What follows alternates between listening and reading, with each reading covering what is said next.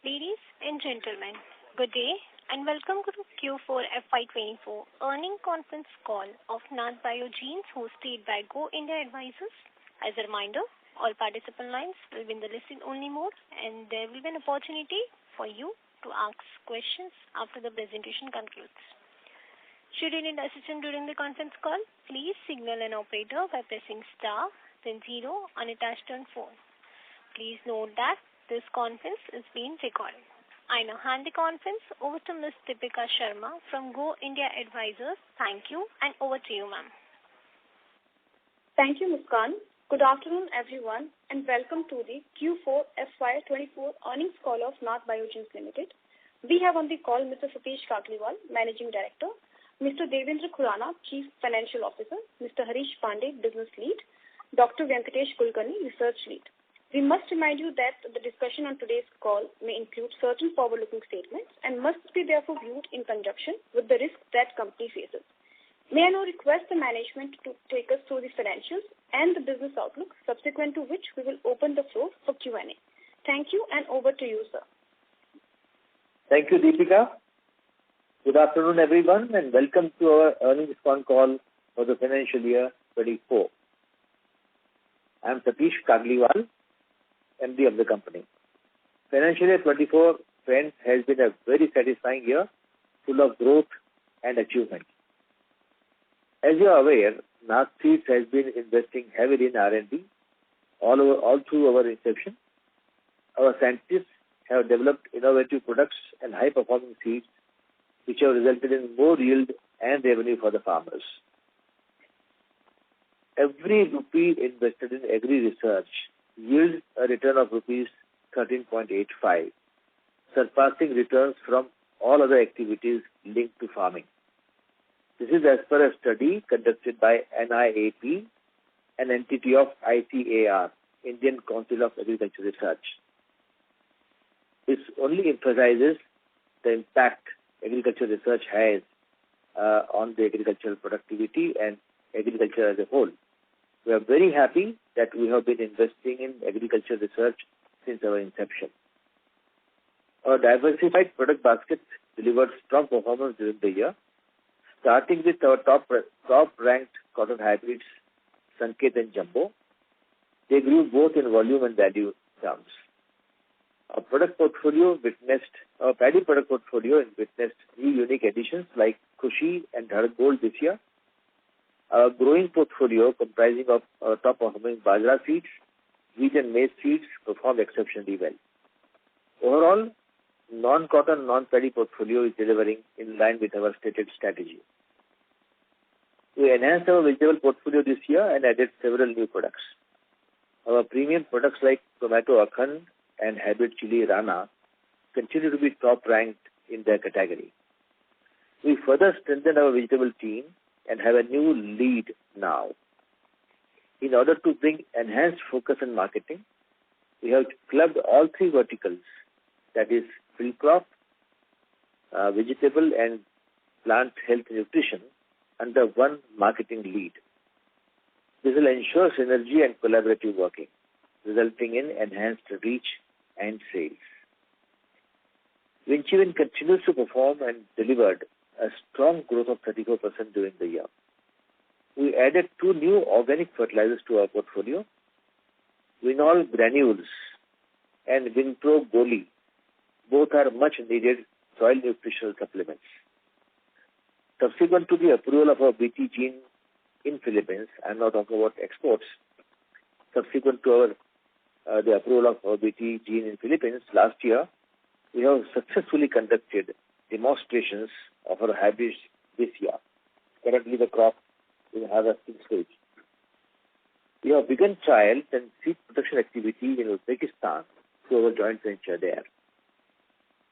This is a very small beginning, but we expect to grow many folds in near future. While we continue to make good progress at these locations, our efforts in other locations, especially Africa, have been getting impacted on account of geopolitical uncertainty. We continue to invest in infrastructure facilities like warehouses, conditioning godown, and processing plants. Friends, seeds are indeed the foundation of life and has an impact on everything, practically everything, the food we eat, the clothes we wear, for example. At Nath Seeds, we are committed to delivering high-quality seeds to our farmers through continuous improvement and innovation. We'll continue to build a pipeline of exceptional products and strengthen our market share by maintaining our strong financial position and balance sheet. We are hopeful of much better growth in years to come, very near future. I would like to thank all our stakeholders and look forward to their continued support. With this, I would like to hand over to Mr. Khurana for his comments. Mr. Khurana. Thank you, Kagliwal sir. Good afternoon, ladies and gentlemen, and thank you for joining us today. Our earnings presentation has been uploaded on the exchanges, and I am sure you would have seen the same. Before I discuss the financial performance in detail, I would like to talk about operating highlights of FY24. We are consistently delivering on our stated strategy of expanding non-cotton, non-paddy portfolio. During FY24, the company witnessed the growth of NCP portfolio to 1,407 million, 140 crores, against 131 of last year, clocking a growth of around 7% and accounting for 44% of the top line. We have high-ranking cotton products, and the company continues to maintain a steadfast focus on this crop. In FY24, the company sold 16.06 lakh cotton packets, marking an year-to-year increase of 16.39%. Regarding paddy, the proportion of research to hybrid is 75:25 volume-wise. However, the value ratio is 59:41. The average per kg realization of hybrid paddy is almost double than that of research paddy. This, I would like to highlight, was what we were contemplating around 2 years back, that we would like to lay more emphasis on hybrid paddy for lesser volumes and more value. The company's strategic emphasis on promoting hybrid paddy with improved margin remains on course. The emphasis on Bajra is strong. Our star product Super 27 is performing extremely well. Led by this product, the Bajra segment grew by 25.98% in value and 15.51% in volume. The PNS segment has also recorded a good growth, with the value and volumes both growing by 35% plus over the last year. Apart from these, the maize segment grew by 40.56%, wheat segment grew by 26.86%, although their contribution to the top line is only 7%. However, we are sure of these products contributing even more to the top line in years to come. Moving on to the financial performance for FY24, the top line grew by 10.43% to 332 crores over FY23. The gross margin also exceeded 55% during the year as compared to earlier years. I would like to reiterate that we have been maintaining a gross margin of around 53, 54, 55% over the last few years.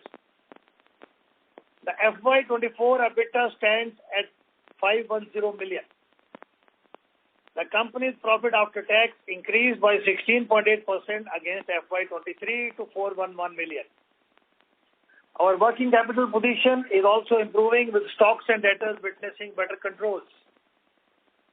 This year, we closed with a positive operational cash flow of 74.70 crores. We continue to maintain a zero long-term debt position. And lastly, I would like to tell you that we had our first rainfall in Aurangabad today. It's a good omen. And let's not worry about the Sensex falling. As long as the rain is falling, we are here to stay. With that, I would like to now open the floor to questions. Thank you.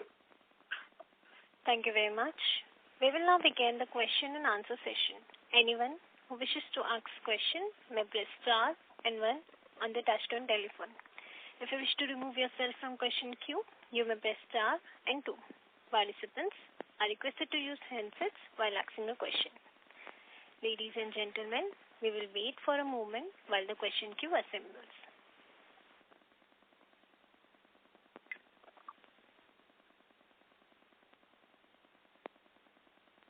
First question is from the line of Majid Ahmed from Smart Singh Investment Advisors. Please go ahead. Audible? Yes, please. Yes. Very good set of numbers, sir. So my first question is, can you provide insight into the performance of Nath Biogen's hybrid paddy variety compared to conventional varieties, particularly in terms of yield, disease resistance, and quality? That's my first question. Can you be slightly louder, please? Yeah, Yes, not sir. clear. Okay, sir. So can you provide insights into the performance of Nath Biogen's hybrid paddy varieties compared to conventional varieties, particularly in terms of yield, disease resistance, and quality?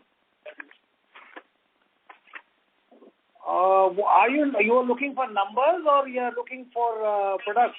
It's not clear. Products. Sir, numbers, sir. Numbers, especially in terms of yield. What the yield is giving on compared to this? Yield.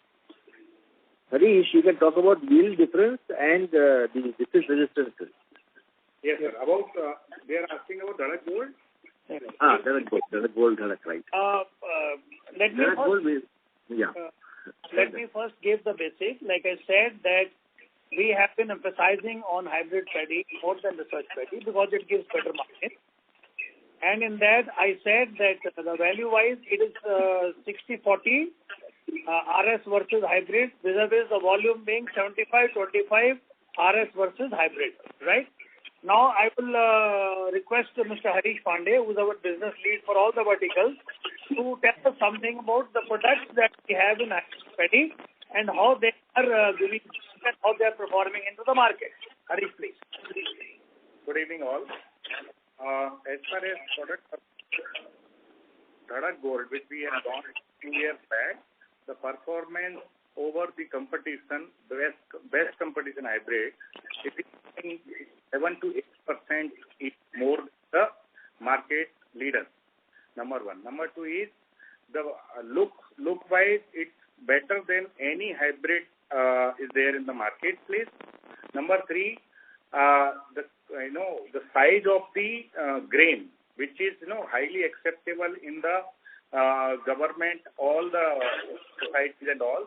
So there are commercial advantage, there is yield advantage, and there is a look-wise advantage. So overall, all the 3 things it covers.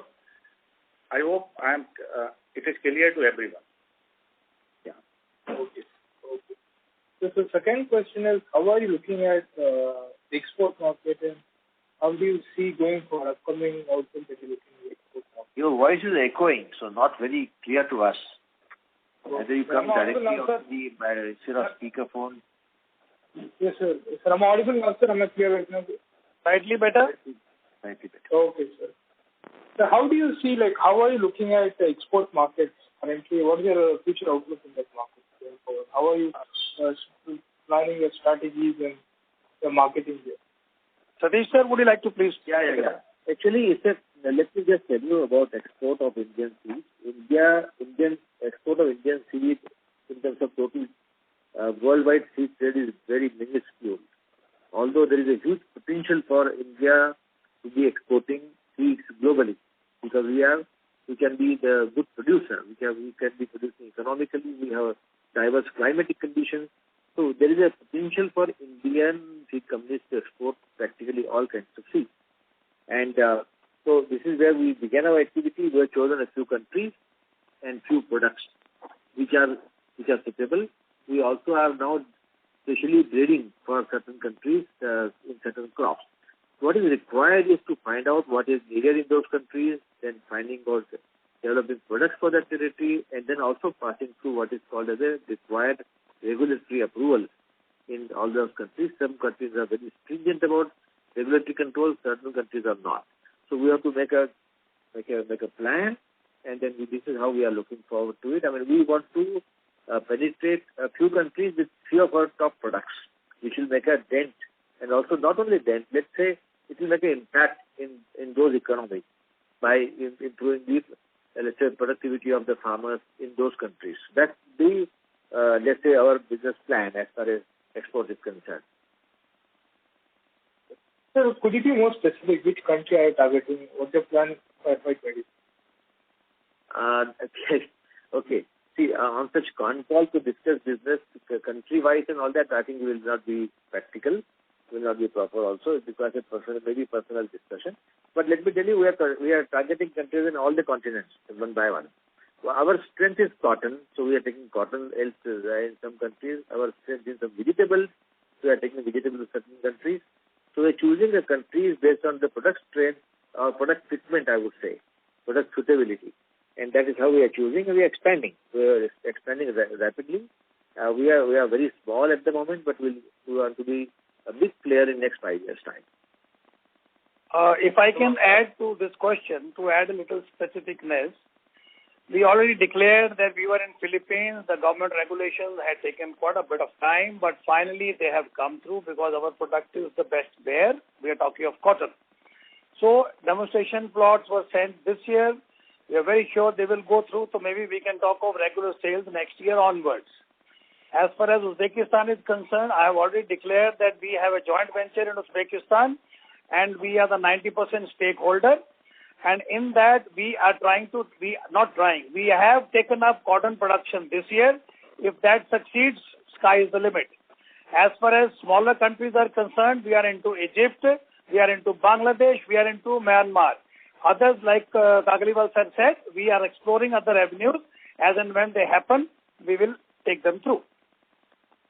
Okay, sir. Well, thanks for giving me this explanation. Yep. So my final question is, what's your target next year? What is your target revenue growth and EBITDA margin?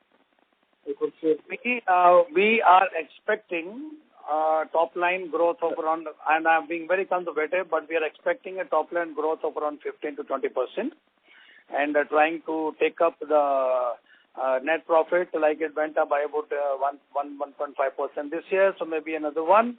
So that's it. Conservative approach. If things happen, if the monsoon behave, we have fantastic products which are lined up in the system, be it cotton, be it bajra, be it maize, be it mustard, be it wheat, be it vegetables, or even our supplements for that matter. So we are currently geared up for around 15 to say 20% of top line. The rest, everything depends on Lord Indra. Okay, sir. All the way. Thank you. Thank you. Thank you. The next question is from the line of Divij Patel from Fintrust Capital. Please go ahead. Good afternoon, sir. Am I audible? Yes, please. Yeah. Okay, sir. We've seen, cold storage facilities, warehouses, and conditioning go down. The capacity have increased. So I just wanted to ask you, what had been the capex for all of these, and do we have any planned capex going forward? Mr. Patel, let me tell you, I have made this point very clear. We are not very keen about putting in capexes. The godowns, the facilities are available a dime a dozen on rental basis. We go into long-term lease with these people, and if we don't like it, we have a right to change. Otherwise, if we put our own capex, I have to maintain even in the non-seasonal times, and this gets into my bottom line, which I personally do not like. We have facilities for cold storages, for godowns, for processing, and these people are trained to do only that particular job. So we normally do not do much as far as the capex in the real estate is concerned. All right, sir. Understood. And the last question I had is, looking ahead, what trajectory do we anticipate for the working capital cycle over, let's say, next 2 to 3 years? And also, what strategies are we, planning to implement to mitigate its length?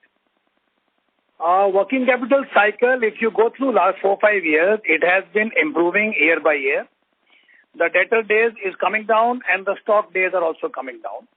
They had gone up a little beyond the comfortable limits during COVID. Because for 2 years, we had production and sales return coming back together, leading into the increase in inventory and debtors and things like that.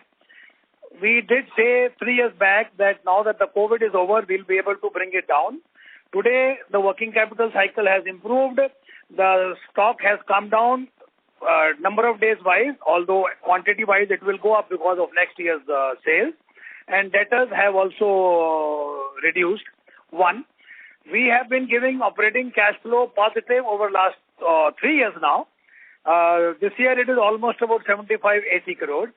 Now this is also pursuant to the acceptance of the products in the market, wherein the market people are able to get a handsome amount of advance bookings against our products, which also gives us a very, very, boosted cash flows. So I think working capital is now not a concern, which it was 3 years back. We are on track. All right. Thank you so much, sir. All the best. Okay. Thank you. Thank you. Thank you. The next question is from the line of Kunal from Counter PMS. Please go ahead. Hello. Yes, I'm Gunit from Counter PMS. Am I audible? Yeah. So basically, I would want to understand the outlook for cotton seeds for FY25. And are we still facing shortages in terms of the supply of cotton seeds? We will take this question in two parts. I will give you that, we are maintaining a expected top line of around 20% plus in cotton. This year also we got around 17%. Our products like Sanket and Jumbo, they are doing extremely well, and we have other products coming up in pipeline. So as far as the acceptability of the products is concerned, that is not an issue. Whatever we are able to produce, we are able to sell. Now you raise the second part of the question regarding availability of cotton. In that, I would request Kagliwal sir to kindly throw some light on that. I think it's a very, very interesting and relevant question. You seem to have studied the seed industry very well. The seed industry currently is passing through a phase when supply of seed becomes a challenge. The farmers they do want to produce seed, but then the vagaries of fluctuating monsoons is reducing the yields, affecting their economics. And secondly, there is a huge shortage of labor, farm labor, which is required in large numbers for seed production activity. Because most of the seed production activity requires more manual labor, this cross-pollination, etc. So, and the biggest hit appears to be in cotton. The areas required is too much, although we are producing cotton seeds in 8 different states in the country. Everywhere the challenge appears to be same, and farmers are also having alternative options of not going for seed production and yet getting a good revenue by commercial cultivation of cotton itself, or for that matter, other crop. So we are facing challenges. The industry is facing challenges. We are making all-round efforts to go to newer areas and enhance yields and all our efforts in agricultural practices. But we expect a shortage of seeds, cotton seed this year, in the current year, overall for the industry, and which will be the same case with us. We may not be able to supply the total quantity really in demand for Nath seeds. Have I answered your question, sir? Right. So this year also, our forecast is that we will face seed shortages, is what I understand. There is an overall shortage. There is an overall shortage. All right. But this overall shortage does not seem to impact the company performance by, is that the correct? We'll balance it out. You see, we said that cotton we are keeping a focus of around 20%. That is keeping in mind the product performance, the availability of the product, the acceptability of the product. So if that goes through, we will maintain this. if somehow the miracles happen and the availability increases, Mr. Harish Pandey sitting right next to me says, you give me 100 lakh packets, we'll go and sell 100 lakh packets. No issues. Got it. So, I mean, what apart from the acceptability of our product, I mean, what other steps is the company taking to, I mean, mitigate this this shortage in seeds that we are looking at?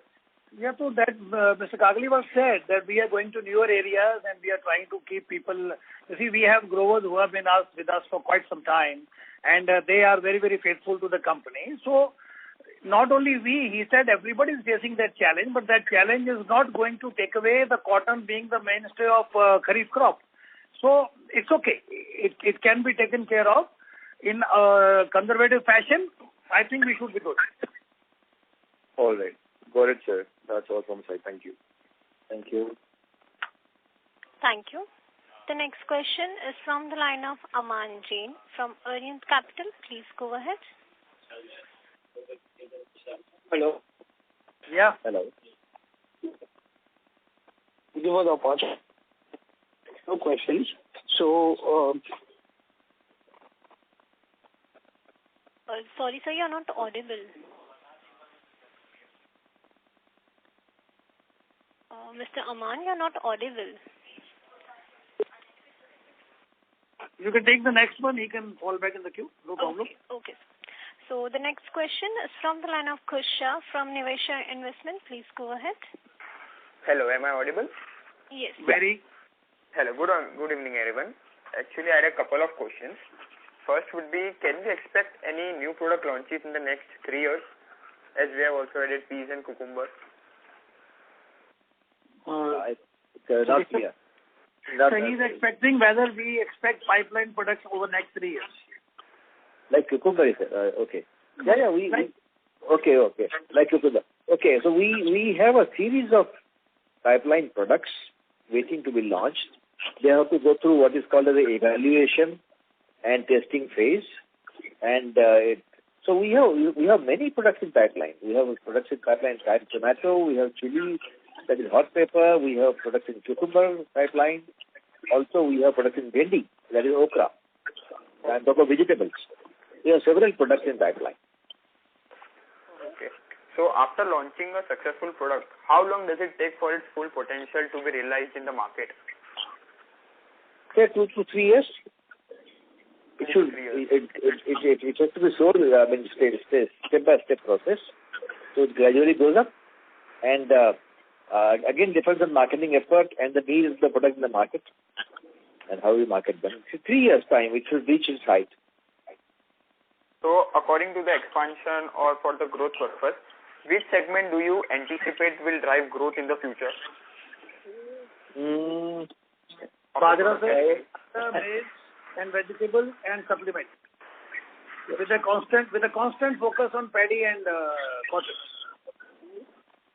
So how do we plan to optimize the crop mix going forward? We are well aware of the potentials of each crop, each territory, each market, each potential, each yield. Okay. So when we make a marketing budget, then we see the availability as well as the acceptability of each product and each different place. Based on that, we make the marketing budget, which is going to capture the potential of each and every product that we put into the market. It's a regular affair for us. Okay. Fair. And my last question would be, how has the working capital cycle has improved? I just answered that in the last question. I hope you are there. Yeah. Okay, I will see it properly. Okay, thank you. Thank you. Before we take the next question, a reminder to all participants, you may press star and 1 to ask question. I request you may press star and 1 to ask question. The next question is from the line of Ritik from Concept Investwell. Please go ahead. Hi, sir. Thank you. So my question is regarding pheromone-based products. So there's Nath that we have that goes into building cotton crops, right? So there are pheromone-based products which help to keep pink bollworms away from it, right? And you have mentioned that, this Sanket keeps pink bollworm away. So if, assuming that you use Sanket, so is it like the farmers don't have to use pheromone-based products at all, or it's like you have to also use Sanket and also you have to use pheromone-based products alongside? So would Dr. Kulkarni like to answer this? Yeah, I think this. Kulkarni sir? Pheromone-based product means, for pink bollworm, you were telling about pink bollworm. For pink bollworm, there are a lot of approaches. There is PB rope, and there is a mass entrapping through pheromones. One of the technologies, mass entrapping of bollworm moths through pheromones, is a practice. As of now, pink bollworm is less affected by, Sanket is less affected by pink bollworms because of its non-preference data. So we are finding its growth in the coming years because of some special features. Okay, and sir, any color on competition from illegal BT cottons involved, and what's the impact on the market system?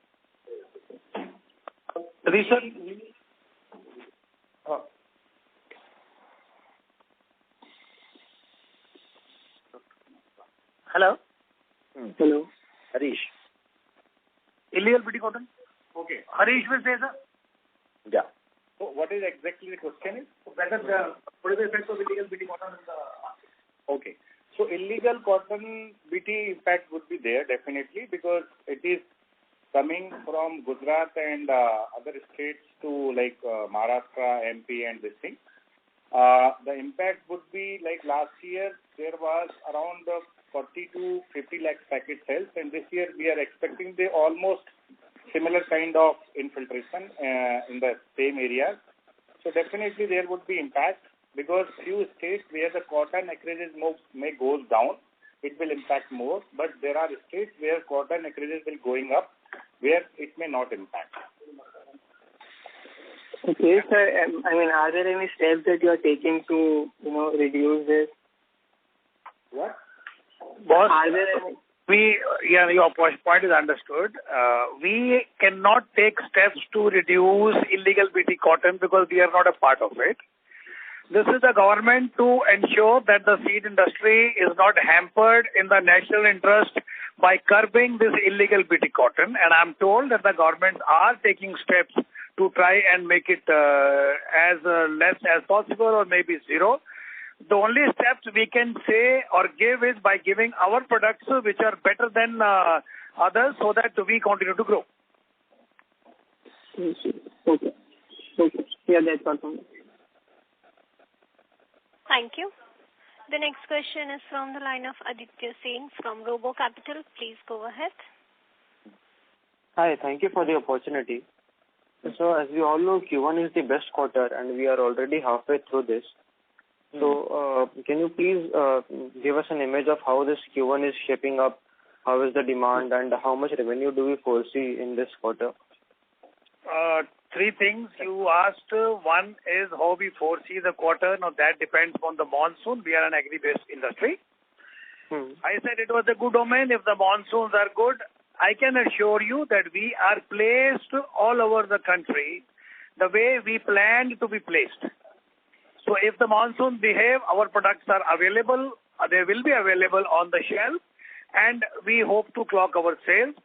Top line, I have already given an indication. Revenues, we will calculate after the first quarter, please. Okay, all right. We are well prepared for the one season. More question. We are well prepared for the season. No doubt about that. Okay. And in an earlier question, you gave a PAT percentage or PAT growth? I missed. You said something 1.2% net profit. Not net profit, margin. PAT is 41 crores. No, you were sharing a guidance. You said that revenue growth you are expecting 15 to 20%, and then you answered about PAT. So I missed that part. How much PAT growth you are expecting? Maybe around 1% notch. All right. Beyond this year. All right. Yeah. Thank you. Thank you. The next question is from the line of Anurag Jain, an individual investor. Please go ahead. Good afternoon, sir. Am I audible? Yeah. Yes.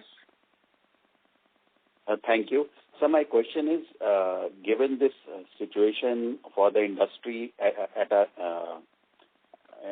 industry-wide situation that there are supply constraints, so in this situation, the industry should be seeing much lower sales returns of seeds in the coming season, in this current season. And in this situation of lower sales returns, will it improve the operating margins as wastage is reduced? Harish. You see, sales. Yeah. So let me. Sales return. Our marketing people, they plan for around 15%. It goes up to around 20-21. That's natural. Okay. Now, sales return is not only a question of demand and supply. It is also a question of where the placement happens and whether the monsoon hits that area or not, because the window for sowing is very small. In that window, we have to knock off everything from the shelf. So, sales return is a fait accompli as far as seed industry is concerned. But our sales return has been reducing over the last about 3-4 years. Leave 2 years of COVID aside, our sales return has been improving, leaps and bounds. That's why we are having a good top line with better margins.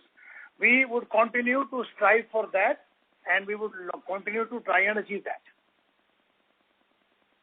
And if the sales returns are less, obviously it will improve the operating margin, no doubt. Definitely it helps. All right, sir. Thank you. Yeah. Thank you. The next question is from the line of Aman Jain from Arihant Capital. Please go ahead. Hello.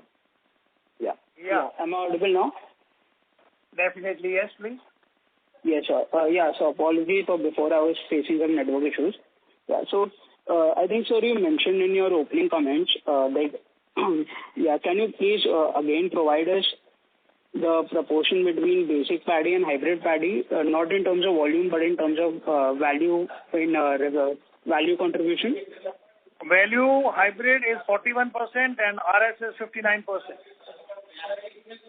Okay, sir. And are there any goals or targets that we have to increase the share of value hybrid paddy? To start with 50-50? Okay, sir. And sir, my next question is, can you provide us some insights on the status of your hybrid seed production for okra, and also the number of hybrids that are in trial seed production and also which are in test marketing models? No. Can you be a little more elaborate? It's a very long question. Yes, sir. So I wanted to get the status on our hybrid seed production for okra, and also if you can tell us about the number of hybrids that we have which are currently in trial seed production or which are in testing marketing model. I think giving you the number of products which are in trial seed and marketing model, specifically crop by crop, is a very elaborate process. Mr. Kagaliwal already said that I have products in each and every crop in trials and in marketing, and it's a very elaborate time testing process that we follow. Okay. As far as okra is concerned, definitely it is one of our better products in vegetable, but then we are also concentrating on tomato, on cucumber, on peas. Peas we introduced last year. So the production plans for these are commensurate to the sales plan of these products. And since the varieties are many, I don't think we'll be able to give you variety by variety, crop by crop production target for this year. I think that will be going a little too deep. I just answer a little more specifically, Devendra. We have two products in okra which are looking very, very promising. In trial, they have surpassed all the competitive products. There are two kinds of diseases which are very, very important. One is yellow vine mosaic virus, and second is ELCV. So these two are the viruses which come on okra, and the breeding has to be for having resistance or let's say good resistance to these two viruses. So we have two products currently in seed production, which will go in seed production this season and available for selling also in this year. So we all let's say these products have been tested and tried and will be launched this year. These two products are there, which are looking very promising. Okay. Got it, sir. Got it. Yeah, and so one last question. This is more of a broad question. So, can you please give an overview of your plan? Like, how do we plan to capitalize on the new additions that we have done to our portfolio?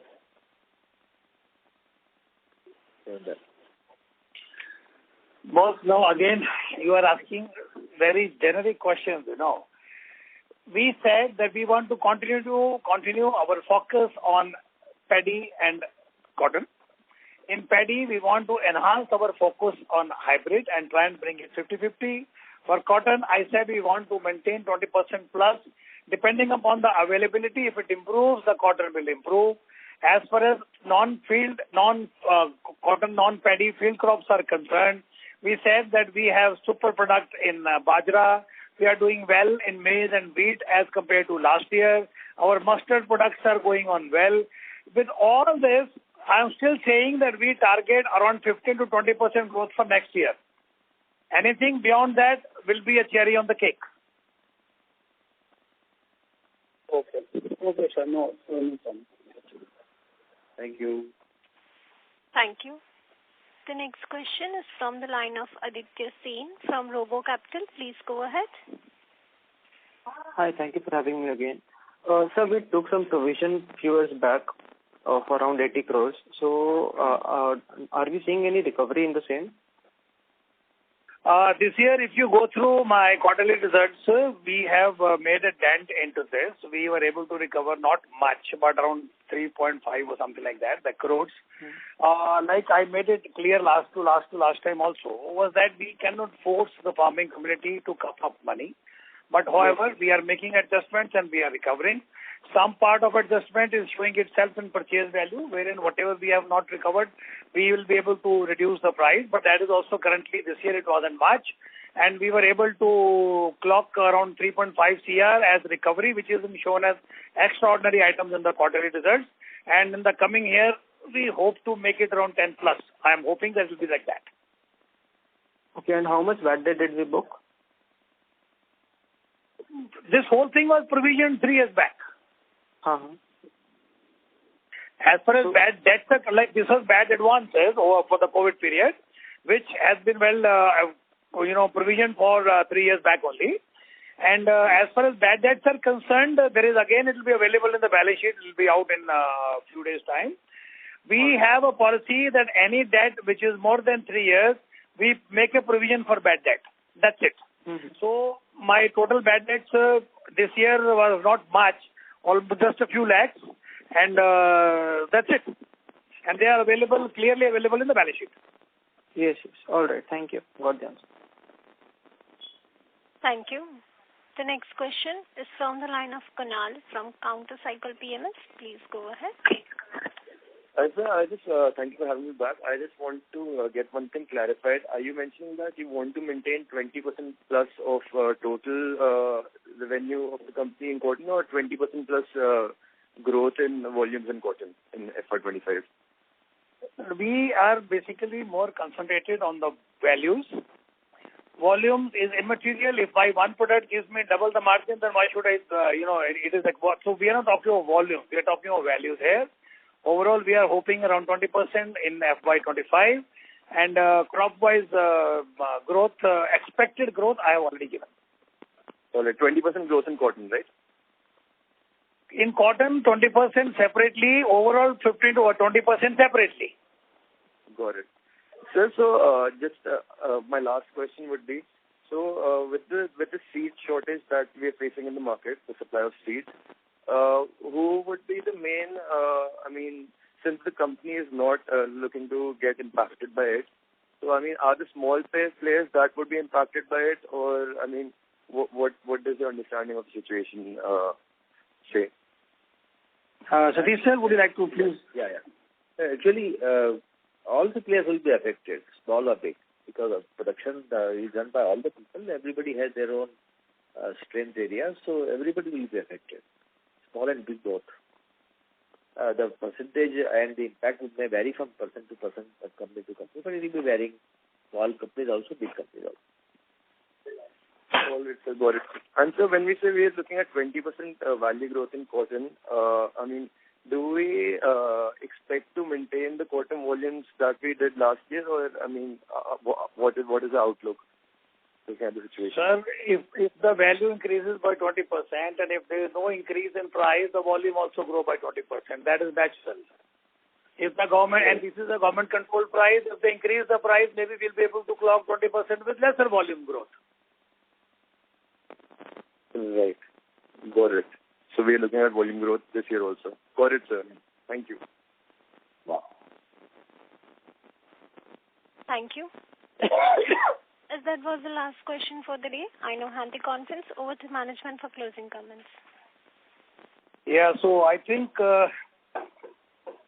very inquisitive set of questions, very well thought of. My personal gratitude and thanks to the entire participants and investment analysis people for having taken time to deep study. Agriculture industry is not an easy industry.